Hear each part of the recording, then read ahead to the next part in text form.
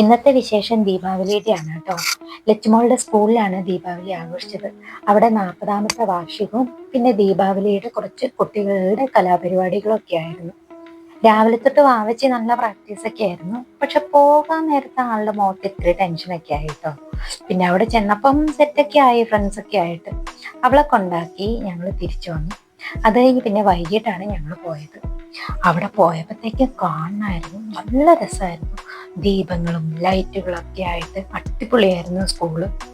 വാവച്ചി ആയാലും ലുക്കിംഗ് ഭയങ്കര സ്റ്റണ്ണിങ് ആയിരുന്നു. With her costume she was very happy. തുടക്കം അവളുടെ രംഗപൂജയിലായിരുന്നു കേട്ടോ.